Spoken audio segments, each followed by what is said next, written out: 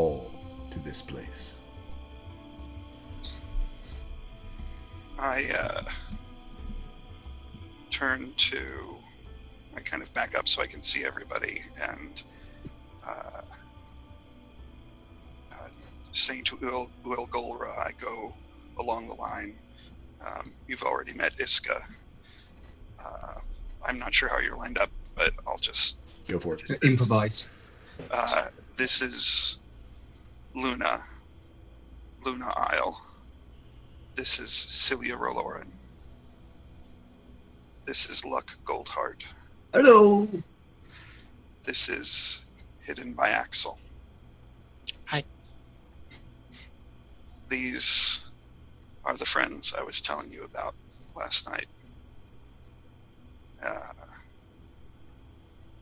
That you gave me the reminder of connections.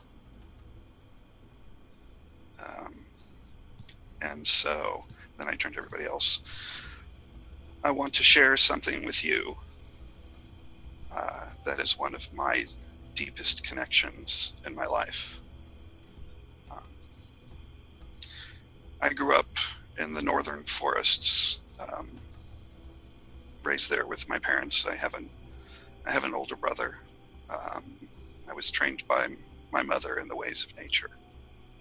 I haven't seen her or any of my family in a while, but we roam. We roam the forests and keep it safe. But in the far northern extreme of the northern part of the land, there is a group of elves called the Sail Sioux, and they live in a very harsh environment where this tree grows. This tree is the Moril'tha. And there is a very special relationship between the Sail Sioux and the Moril'tha.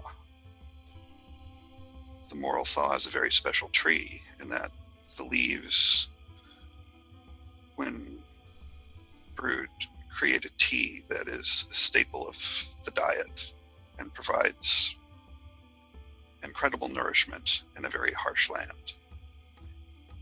But to get the tree to grow is just short of miraculous, because so many different things have to happen just right for it to even germinate, much less sprout and grow and thrive, to produce leaves, to help the people survive. Far somewhere north of there, they're not seen very often, are what are commonly known as the Tundra Elves. And I look over to Uil Golra. Uil Golra is one. He has his own story, which I will let him tell if he chooses. My story led me to the village of the Sail Sioux, and to ultimately go through their rite of passage and help grow a tree. It took the better part of 3 years of constant care and attention. And at each stage that I passed, a ritual was performed, and I finally completed it and was granted the full, and I stand up and spread my arms, the full mark of the completion of the Moril'tha, the cultivation of the Moril'tha, and indicating my tattoos.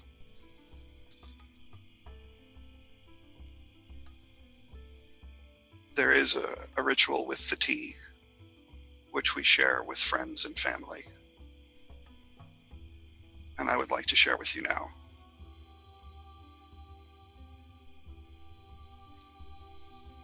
Normally, this is done without speech, because everybody knows it, but I will narrate what we're doing so you know what to do and why we're doing it, because it is symbolic of the life of the tree. If you would all please kneel around the table. Mm-hmm. I'm presuming everybody does. Yeah, Axel doesn't. You can see that he wants to talk, but he doesn't. It's just like holding our tongues. I think we all are. he's like yeah. He's very captivated by that though. Just player, I'm presuming the water and the pot are prepared. You're muted. Yep, he has everything. Sorry, the You're still lawnmower, muted. the lawn Still muted. group is like right outside my window. Still So muted. Still muted. literally, I have the lawn group right outside my window, so I'm going to mute back in. But yes, everything's prepared. All right.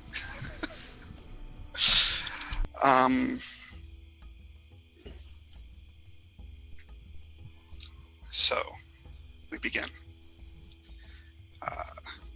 I reach and move the teapot to the center of the table. There is one of the leaves of the tree. You can that has been dried, and I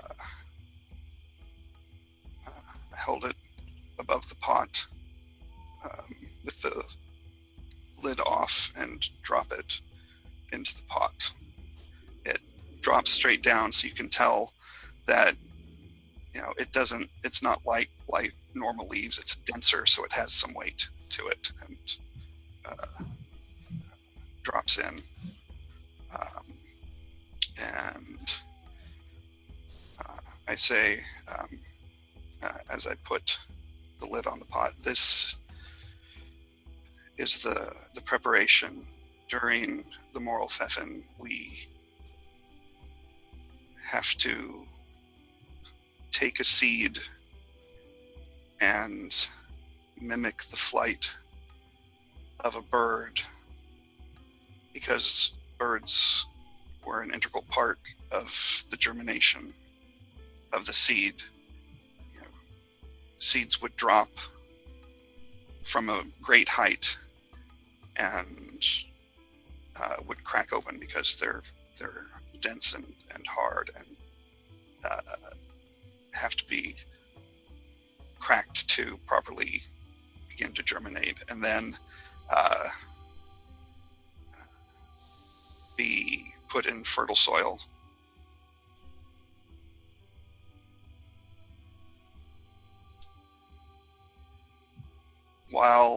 And then I'm narrating again, while this is going on, I'm placing cups in front of everybody so that everyone has one directly in front of them on the table.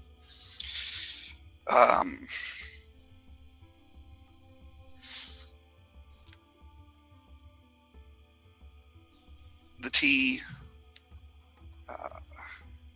is actually very powerful and comes to full potency very quickly. So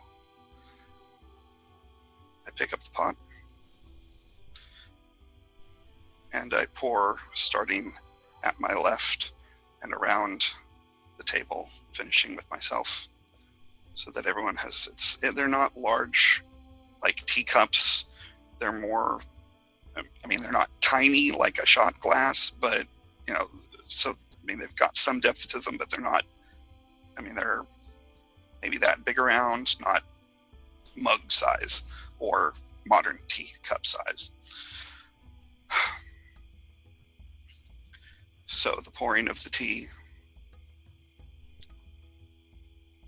symbolizes the successful germination of the seed. And I look at everybody and lift my cup and take just a very small sip, just barely touching it to my lips, and then putting it back down on the table. I'm presuming everybody follows suit.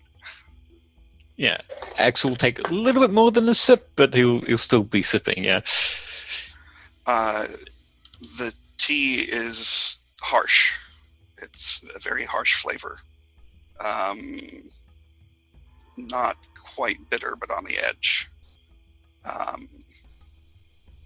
And is very strong.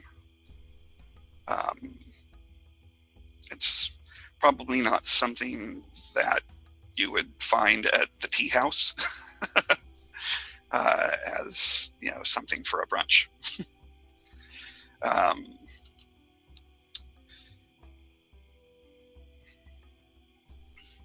then put my hand on my cup and I rotate it 180 degrees, so it's just flipped front to back as it faces me. And I say, the turning of the cup symbolizes the next stage in the life of the tree. The seedling has to fall from the height where it began at the top of the cliff and be fortunate enough to land in some kind of cleft or other outcropping where there's enough collected sand or soil or something to give it enough purchase to remain and not fall all the way down. The turning of the cup represents the falling of the plant to its next stage in its life. I then put my hand flat like this, the palm facing down, and place it straight over, touching the top of the cup. Covering the cup symbolizes the turning of the season to winter, because the roots of the Moril'tha tree thrive in the darkness and grow best at night. This symbolizes the darkness of winter and the growing of the roots of the tree through the cold season. I then remove my hand. I lift the cup again and take another very small sip, again just barely touching the cup to my lips, and I put it back down. The second sip symbolizes the successful rooting of the tree. I then put my hand out, turn the cup again back to its original position. In the spring, when the winds come and pick up and blow, because branches have started to grow, it begins to get top heavy and it uproots itself. And it falls yet again to its final spot, the spot where it will, if all goes well, spend the rest of its life, which is very, very long.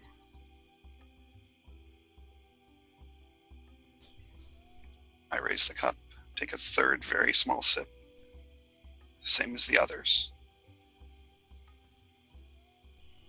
I hold the cup out and say, this is the symbolizing the growing out of the branches.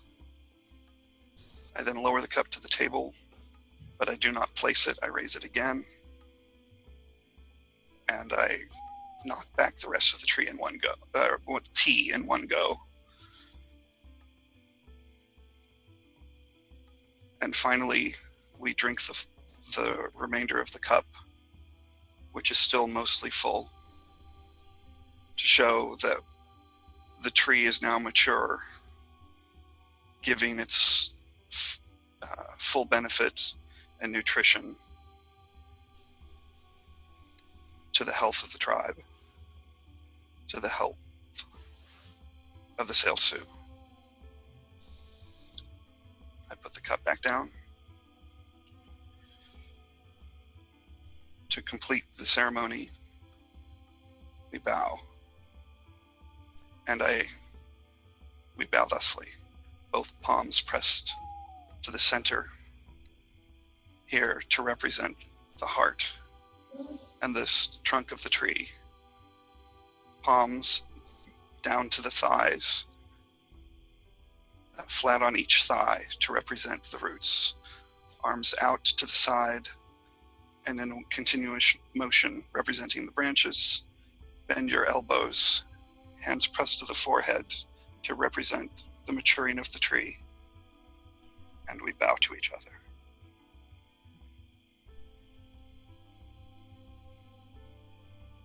And the ceremony is complete.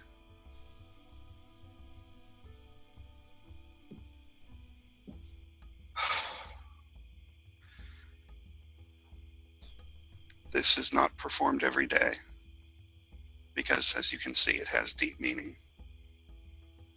for every one of the Sail Sioux. It is not the group of people I was born with, but they're the ones where I feel my deepest connection. And I wanted to share this with you.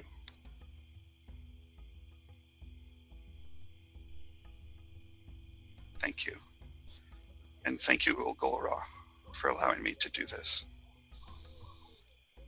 And then Kel stands up and does another full formal bow to Ilgolra, and then another one to the tree.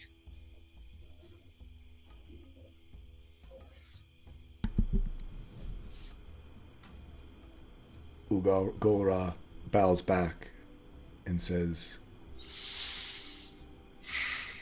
"You have indeed learned the lesson of the Moril'tha.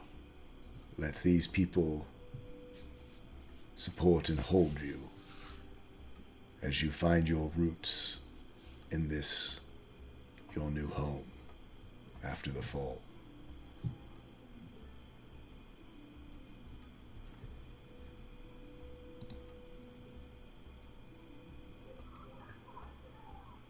Reactions group?